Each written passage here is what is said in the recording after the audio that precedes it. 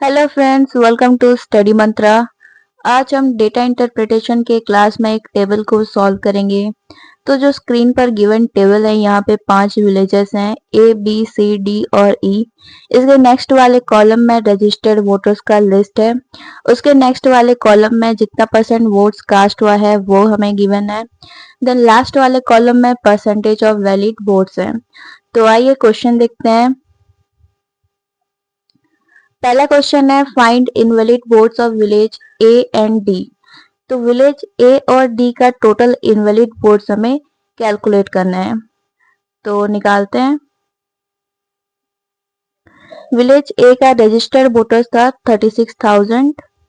ठीक है, यहाँ पे वोट्स कास्ट हुआ था इसका 75% और हमें इनवैलिड वोट्स निकालना है। तो यहाँ पे वैलिड वोट्स का परसेंटेज गिवन है जो कि 90% है।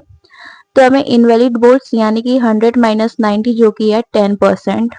तो इनटू यहाँ पे 10% मल्टीप्लाई होगा। इसको अगर हम सॉल्व करेंगे तो ये हमारा आंसर आ जाएगा 2700। ठीक है, ऐसे ही विलेज डी का हम निकालेंगे। तो विलेज डी का रजिस्टर्ड वोटर्स हैं 50,000। यहाँ पे वोट्स कास्ट हुआ था इसका 80%। ठीक है, लिस्ट में 80% गिवन है और इसका हमें इनवैलिड वोट्स निकालना है। तो 100 माइनस 60 जो कि है 40%। हम इसको कैलकुलेट कर लेंगे तो ये हमारा आ जाएगा 16,000।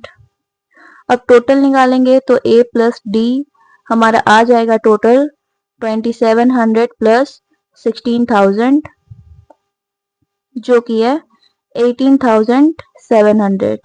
तो हमारा ऑप्शन बी करेक्ट है। Second question, votes cast in village A and B together are what percent of valid votes of village D। तो विलेज ए और बी में जितने भी वोट्स कास्ट हुए हैं वो विलेज डी का वैलिड वोट्स का कितना परसेंट है वो हमें फाइंड करना है।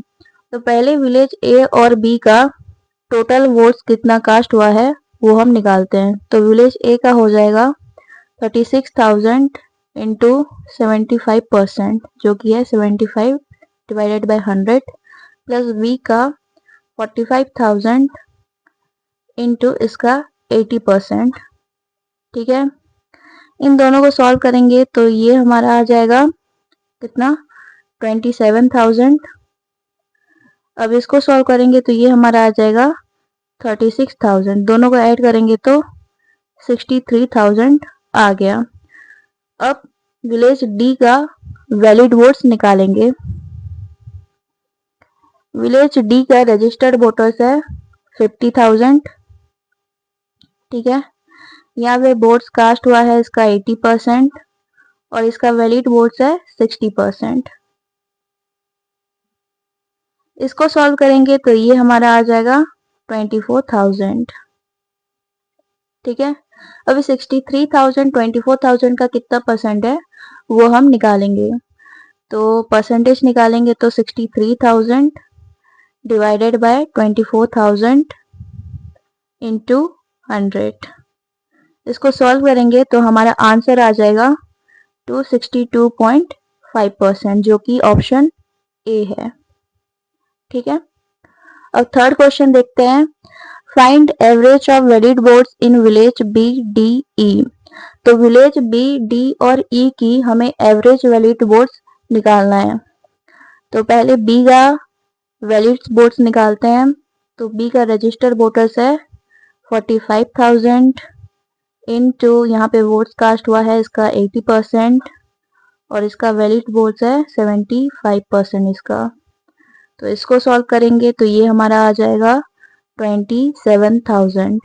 ठीक है, अब विलेज डी का ऐसे ही फाइंड करेंगे तो विलेज डी में 50,000 लोगों ने रजिस्टर किया था वोट्स देने के लिए और उसमें से वोट्स कास्ट हुआ था इसका 80%। ठीक है, और 60% उसका वैलिड वोट्स है। तो इसको सॉल्व करेंगे तो ये हमारा आ जाएगा 24,000। ठीक है, सेम ई का निकालेंगे। तो विलेज ई में से 25,000 लोगों ने रजिस्टर किया था, वोट कास्ट हुआ था इसका 60% और वैलिड वोट है इसका 80%। इसको सॉल्व करेंगे तो ये 12,000 आ जाएगा। अब इन तीनों का हमें एवरेज निकालना है, ठीक है। तो average 27,000 plus 24,000 plus 12,000 divided by 3, ठीक है। तो इसको सॉल्व करेंगे तो ये हमारा आ जाएगा 21,000, ठीक है, जो कि ऑप्शन डी है। अब क्वेश्चन नंबर 4 देखते हैं।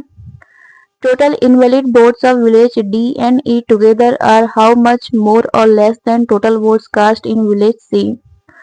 तो विलेज डी और ई में जितने भी टोटल इनवैलिड वोट्स हैं वो विलेज सी में जितना टोटल वोट्स कास्ट हुआ है उससे कितना ज्यादा या कम है वो हमें निकालना है, मतलब कि इन दोनों का डिफरेंस हमें निकालना है। तो पहले विलेज डी और ई का टोटल इनवैलिड वोट्स निकालते हैं। तो डी का रजिस्टर वोटर्स है 50,000।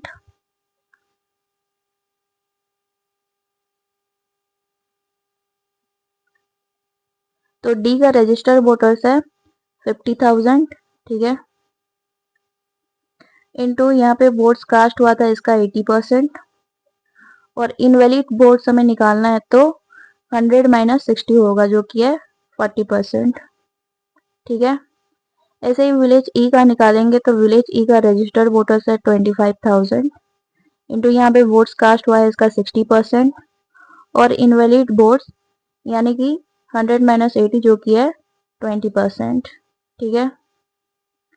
अब इसको निकालेंगे तो ये आ जाएगा हमारा 16,000